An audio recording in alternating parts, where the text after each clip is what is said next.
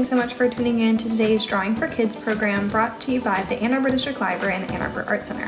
Today we are going to be drawing symmetrical robots. So grab a piece of paper and a pencil and we'll get started. So I'm going to show you some examples of what it means to be symmetrical. So here on the left you can see I'm drawing a line of symmetry on these two different shapes. The one on the left is accurate. That is a symmetrical example of a line of symmetry that is down the middle going in a vertical line but not horizontally, versus that shape there on the right that does not have a line of symmetry, so it's not a symmetrical object, compared to this circle on the bottom that has multiple lines of symmetry.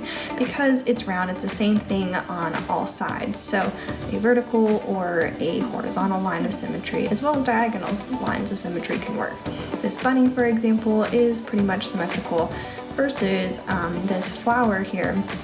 So you can see how sometimes you might have one line of symmetry, sometimes you might only have one, and other times you might have multiple. So for this little dog here, you can see that I do have a line of symmetry down at the middle, but not with the snake. So anyway, so those are some examples of symmetrical objects, and you can take a look around your house and see if you can identify some symmetrical objects that you have and practice drawing them. But for now, we'll go ahead and move on to our robots. So I've already started here and I'm using basic shapes to draw my robot. So you can see how I have a square, a triangle, a rectangle, as well as some other slightly more unique shapes that I've included as well.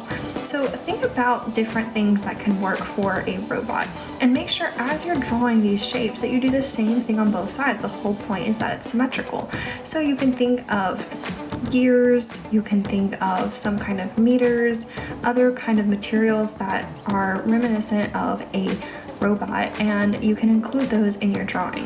If you're not sure, you could always do a quick Google search of robots to help for some inspiration, but just remember to make your own design and don't copy others. We want these to be very unique. So think about what other kind of shapes and lines that you can add to make yours really unique and your own, and then just try to make sure that you include the same thing on both sides. Once you're ready, you can go ahead and start inking it with an ink pen such as a Sharpie to give it a nice black outline. And once you do that, you can start coloring. And I'm going to use colored pencils to color mine in, but you can use really whatever you have on hand, and just practice doing some good shading where you're practicing pressing down a little bit harder and then fading it so that it's a little bit lighter in places as well, and then just press down hard to fill it in. So I hope you've enjoyed today's drawing video and that you'll tune in with us next time.